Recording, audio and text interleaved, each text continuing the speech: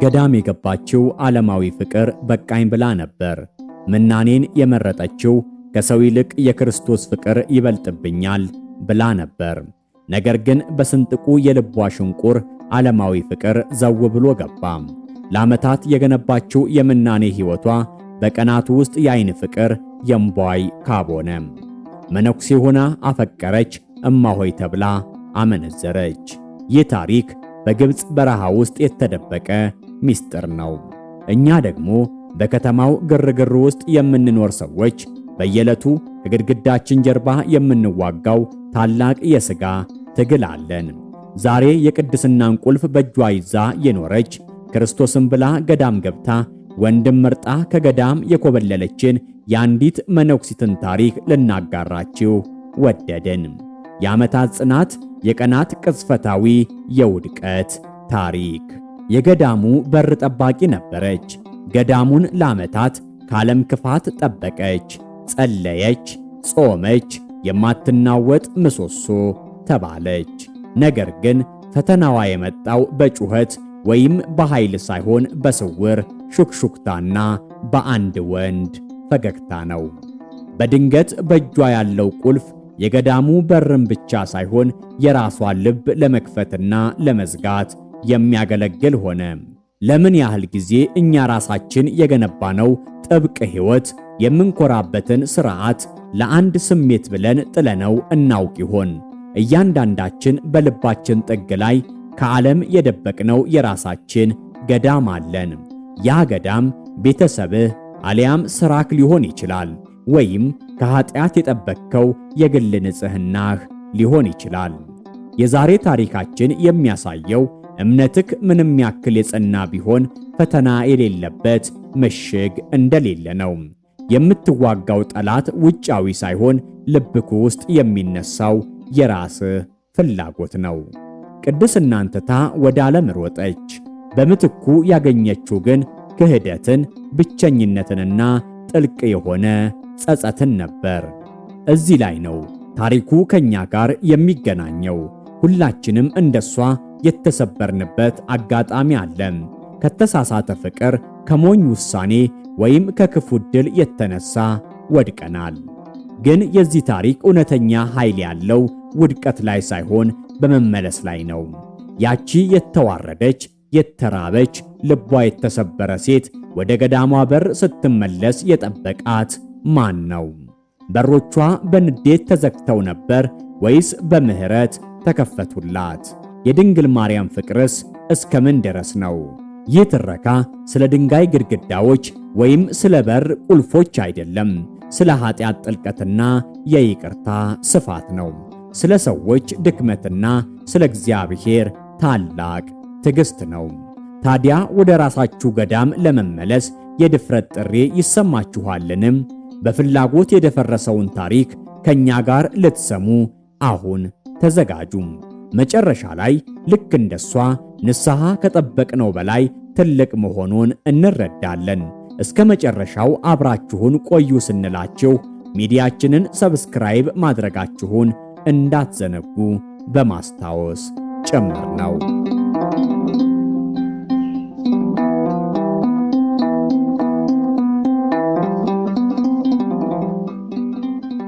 የግብፅ በረሃ መሬት ብቻ አይደለም። ሕይወት ከንፋስና ከድንጋይ ጋር የምትዋጋበት፣ የሰው ልጅ ነፍስ ከፈጣሪዋ ጋር የምትገናኝበት የጸጥታና የሙቀት ምድጃ ነው። ለዘመናት ይህ አሸዋማ ሰፊ ቦታ የዓለምን ግርግር ጥሎ ለዘላለም ሰላምና እረፍትን የሻተ ሰውን ሁሉ ተቀብሏል። በዚያም በዘመን መለወጫ ዳርቻ ግድግዳዎቹ በእምነት ጽናት የተገነቡ ለዘመናት ይህ አሸዋማ ሰፊ ቦታ የዓለምን ግርግር ጥሎ ለዘላለም ሰላምና እረፍትን የሻተ ሰውን ሁሉ ተቀብሏል። በዚያም በዘመን መለወጫ ዳርቻ ግድግዳዎቹ በእምነት ጽናት የተገነቡ በሚመስልበት ስፍራ አንዲት ገዳም ቆማለች። ይህቺ ገዳም በውስጧ ለዓለም ሞተው ለሰማይ የኖሩ ሴቶችን ታቅፋለች። መነኮሳይቱ የገንዘብ ሀብትን፣ የቤተሰብ ፍቅርን፣ የሥጋዊ ምኞትን ትተው የትሕትናና የፍቅርን ልብስ ተጎናጽፈዋል። ጸሎታቸው የዕለታዊ መዝሙራቸውና የሌሊት ዝማሪያቸው የዚያ ቅዱስ ስፍራ መተንፈሻ ነበር። ከነዚያ መካከል በአገልግሎቷ የተለየች አንዲት መነኩሲት ነበረች። ርዕሰ መነኮሳት አልነበረችም፣ የመምህርነት ማዕረግም አልነበራትም። ነገር ግን የያዘችው ነገር ክብደቱ የትኛውንም ማዕረግ ይበልጣል። እሷ የገዳሙ በር ጠባቂ ነበረች። የቅድስናና የዓለም መለያ ቁልፍ በእጇ ላይ ተሰጥቷታል። ይህ ቁልፍ ዝምተኛ፣ ከባድ፣ የቀዘቀዘ ብረት ነው። በእርግጥ ከብረት ቁርጥራጭም በላይ ነበር። የመተማመን ኃይል ነበር። የእግዚአብሔርን ቤት ንጽሕና የመጠበቅ ቃል ኪዳን ነበር። በሩን ስትከፍት ምሕረት እንዲገባ ትፈቅዳለች። ስትዘጋው ደግሞ ቅድስና እንዳይበከል ታትማለች። በየማለዳው የግብፅ ፀሐይ ቀይ ብርሃኗን በበረሃው ላይ ከመወርወሯ በፊት ትነሳለች። ቀዝቃዛ ውሃ ፊቷን ነክቶ ንቃትን ሲሰጣት ወደ ቤተ መቅደሱ ሄዳ በታላቋ አማላጅ በድንግል ማርያም ስዕል ፊት ትንበረከካለች። ቅድስት ሆይ አንቺ የድነትን በር ከፈትሽ፣ እኔም የዚህን ገዳም በር በታማኝነት እንድጠብቅ ልቤን ጠብቂ። የማይገባ ነገር በእኔ ምክንያት ወደ ውስጥ እንዳይገባም። ልመናዋ የነፍስ ቃል ኪዳን ነበር። ከዚያም ቁልፉን ይዛ ወደ ከባዱና ጥንታዊው በር ትጓዛለች። ቁልፉን ስታስገባ በጩኸት ሲከፈት ከበረሃው የሚመጣው ንጹሕ አየር የካይሮን የሩቅ ጫጫታ፣ የአሸዋ ሽታና የኑሮ ግርግር ይዞ ይመጣል። ወደ ገዳሙ የሚመጣ ሁሉ በመጀመሪያ የሚያገኘው እሷን ነበር። ለድሆች በጸጥታና በቸርነት ትሰጣለች። ከነጋዴዎች ጋር የምትገናኘው በጥንቃቄ ነው። ሚናዋን እንደ ሰማያዊ ዘውድ ትቆጥራለች። ዓይኖቿ ዝቅ ያሉ ነበሩ። ከንፈሮቿ በዝምታ ይጸልያሉ። እጆቿ ለሚለምኑት ሁሉ ይዘረጋሉ። ነገር ግን እይታዋ ከወንድ ላይ የራቀ አልነበረም። እርሷ ከበሩ ወዲህ እንጂ ከበሩ ማዶ ያለውን ሕይወት ግን አታውቀውም። የእሷ ሕይወት ቅዱስ ምት ነበር። ማለዳ በሩን ትከፍታለች።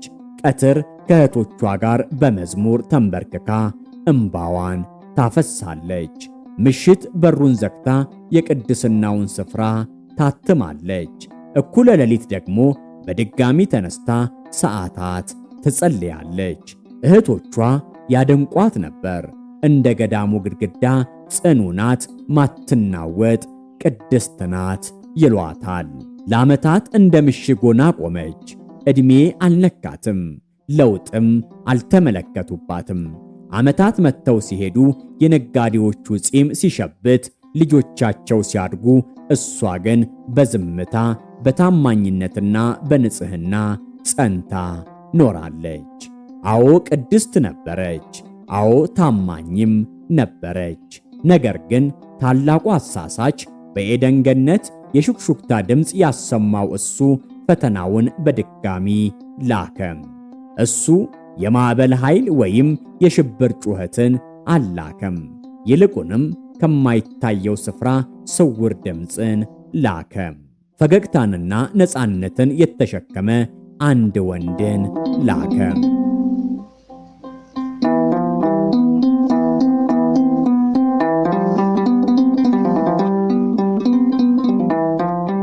ከገዳሙ በር ውጭ በተሰበሰቡት ነጋዴዎች መካከል ጋሪዎችን የሚጭን ዕቃ የሚያመላልስ አንድ ወጣት ነበር። በዕለታዊ ሥራው ውስጥ ልቧን በድፍረት ነካው። እጆቹ ጠንካራ ነበሩ።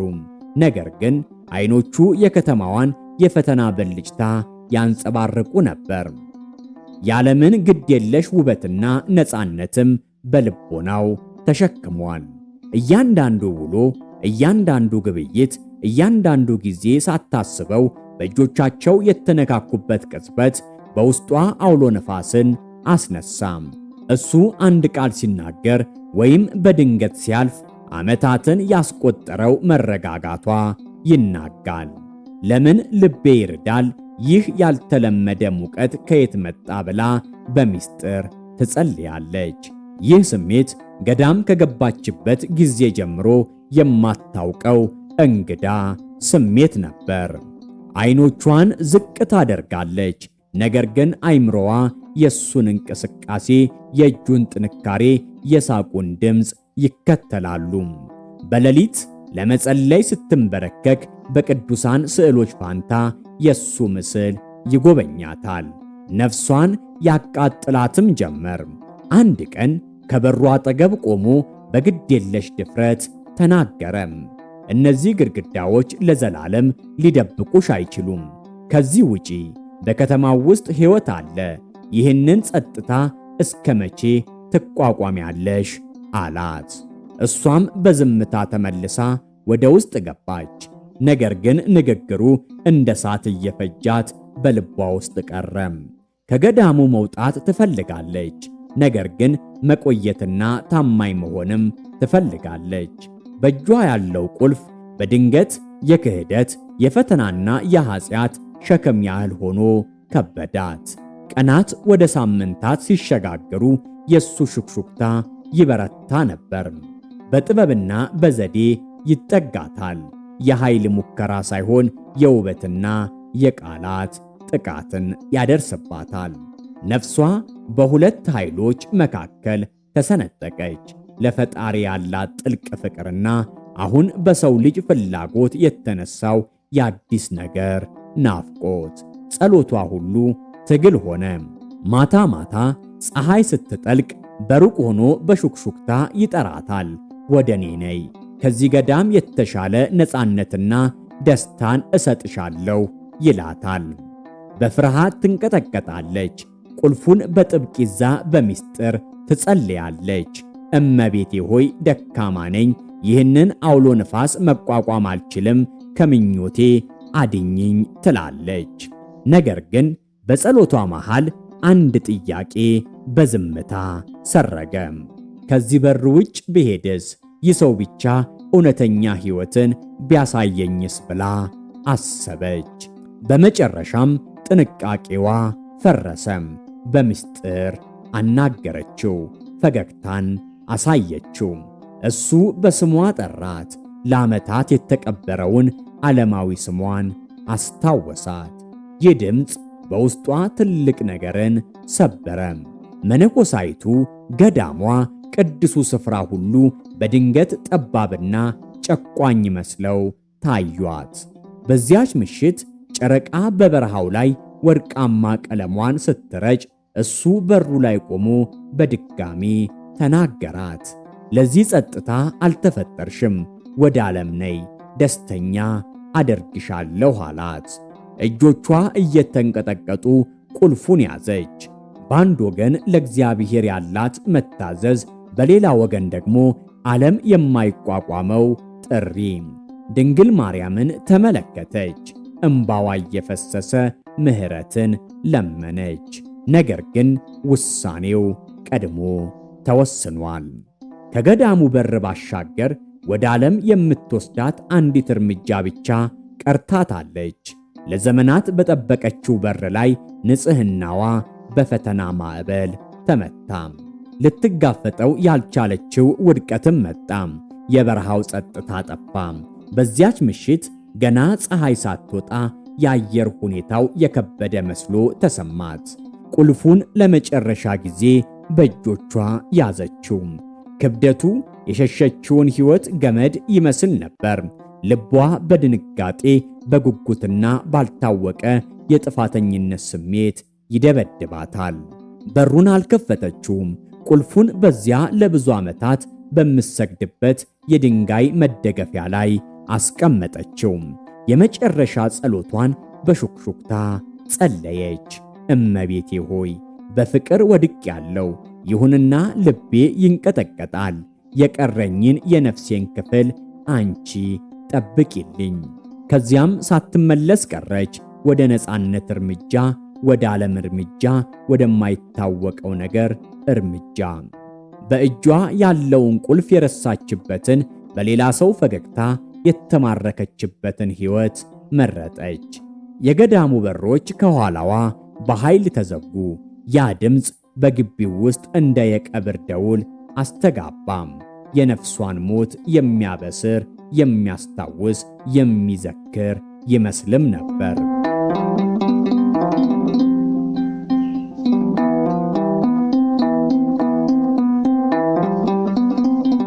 ከበሩ ውጭ ነጋዴው በጉጉት ጠበቃት። ለሱ ቀላል ነበር ምርጫ፣ ወደ ነፃነት መግባት፣ አብሮ መኖር።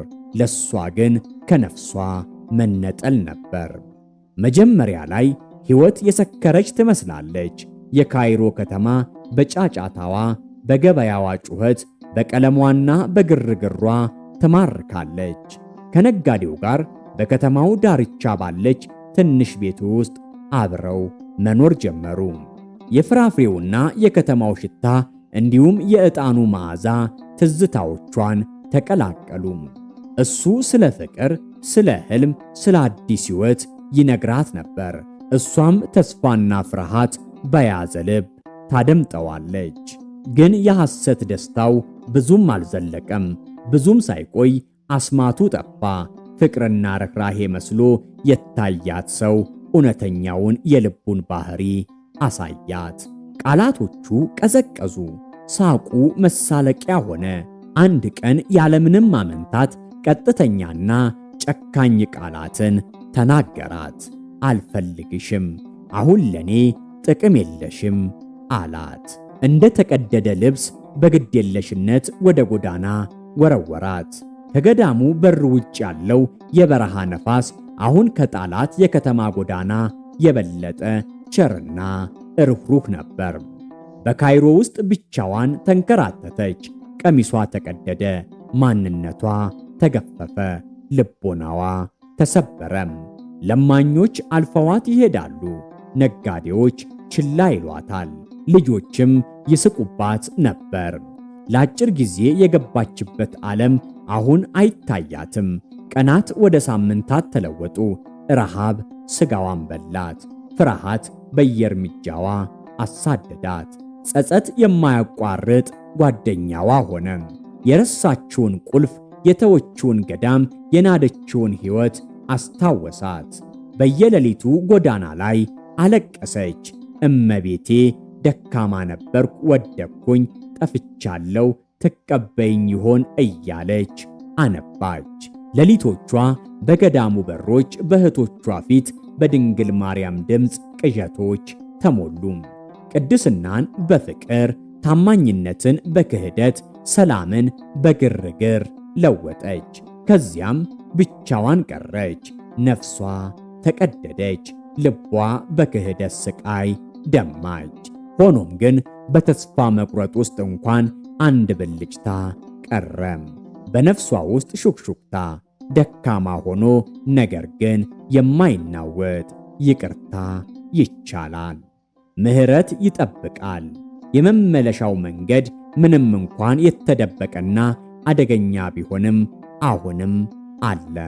እናም በካይሮ ጎዳናዎች መካከል፣ በጥላዎች፣ በቆሻሻና በሚያሾፍ ሳቅ መካከል እንደገና ሕይወትን ማለም ጀመረች። የመመለስ ሕልም፣ የድነት ሕልም፣ የተመለሰ የሕይወት ቁልፍ፣ ነፃነት ያላት ነፍስን ደግማ ደጋግማ አለመች። በረሃው ፈተናት፣ ዓለም ሰበራት፣ ፍላጎት አስኮበለላት። ነገር ግን በዝምታ ስትጠብቃት የነበረችው ድንግል ማርያም አልተወቻትም ነበር። እንዲህም አለች፣ እናቴ ሆይ ወደ ቤትሽ እየመጣሁ ነው። ወደ ገዳሙ ያደረገችው ጉዞ የስድብ ጉዞ ነበር። በረሃው ኃጢአቷን በሙቀቱና በብርዱ የሚጠርግ ይመስል ነበር። ወደ ገዳሙ መቅረብ ፈራች። ምናልባት በሮቹ ለዘላለም ተዘግተው ይሆናል ብላ አሰበች። ምናልባት እህቶቼ አይቀበሉኝ ይሆናል፣ ሰማይ ራሱ ፊቱን አዙሮብኝ ይሆናል አለች። ነገር ግን ከፍርሃቷ የበለጠ ጠንካራ የሆነ ተስፋ ነበራት። የድንግል ማርያም ምሕረት ከሁሉም ነገር በላይ የሆነ የፍቅር ስፋት። ጎህ ሲቀድ አሮጌ የተቀደደች ልብስ ለብሳ በድካም ሰውነት በበሩ ፊት ተንበረከከች። እምባዋ እንደ ጅረት ይወርድ ነበር። ይህ ከዓመታት በፊት የተለየ ጸሎት ነበር። እናቴ ሆይ የማይገባኝ ነኝ፣ ወደቅኩኝ፣ ግን እንደገና ማገልገል እፈልጋለሁ። ምሕረትሽ ከፈቀደልኝ ተቀበይኝ። ከዚያም በረሃው ራሱ ትንፋሹን እንደያዘ ተአምር ተፈጸመ። በሮቹ በቀስታ ተከፈቱ። የለመደችው ግን የበለጠ ብሩህ በሰማያዊ ብርሃን የሚያበራ ምስል ታየ። መጀመሪያ አልተረዳችም። ከዚያም እውነቱ ገባት። ድንግል ማርያም ራሷ ወደ በሩ ተመልሳ ትታ የሄደችውን ቦታ እየጠበቀች ነበር። የእመቤታችን መገኘት የፍቅርና የይቅርታ ትምህርት ነበር። በሮቹ በየዕለቱ በትክክለኛ ምት ይከፈታሉ፣ ይዘጋሉ። እስከዚች ቀን ድረስ ድንግል ማርያም የዚችን መነኩሲት ገበናዋን ሸፍናላት ማንም ሳያውቅ በሷ ቦታ ሆና በሩን ስትከፍትና ስትዘጋ መቆየቷ አስደናቂው ክስተት ነበር። ከዚያም ድንግል ማርያም ቁልፉን በተንቀጠቀጠው እጇ ላይ አስቀመጠችው። በመመለሷ ብቻ ሳይሆን በጸጋው ክብደት፣ በምሕረቱ ጥልቀት፣ በይቅርታው ኃይል ታነጸች። ልቧ በአንድ ወቅት በፍላጎትና በክህደት የተሰበረው አሁን በአዲስ መትጋት ይመታል። በምስጋና እንባ እያፈሰሰች በጸሎት ክፍል ተንበረከከች። ነፍሷ እንደገና በቅድስና እሳት አበራች። እህቶቿ በዝምታ የተሸከመችውን ኃጢአት አላስተዋሉም። ከውጭ ያለው ዓለም በግድግዳዎቹ ውስጥ የተከናወነውን ተአምር አላወቀም ነበር። ከዚያን ቀን ጀምሮ በሩን ከመቼውም ጊዜ በበለጠ በጥልቅ መትጋት ትጠብቃለች። ቁልፉ በአንድ ወቅት የግዴታ ምልክት የነበረው አሁን የምሕረትና የመመለስ ምልክት ሆነ። ሕይወቷ በስህተት የተበላሸች አሁን መለኮታዊ ትዕግሥት፣ የድንግል ማርያም ወሰን የለሽ ርኅራኄና የንስሐ ኃይል ምስክርነት ሆነች። ያለፈ ታሪኳ ምስጢር ሆኖ ቀረ። ኃጢአቷ አልተነገረም። ነገር ግን ሕይወቷ ለሚደናቀፍ ሁሉ ጸጥተኛ ስብከት ሆነች። ተስፋ መቁረጥ ወደ ተስፋ ሊለወጥ ይችላል። ጸጸት ወደ ትጋት ሊቀየር ይችላል እና የሰማይ ምሕረት ለመመለስ ለሚፈሩት ሁሉ ክፍት ሆኖ ይጠብቃል። ቁልፉ በእጆቿ ቀረ።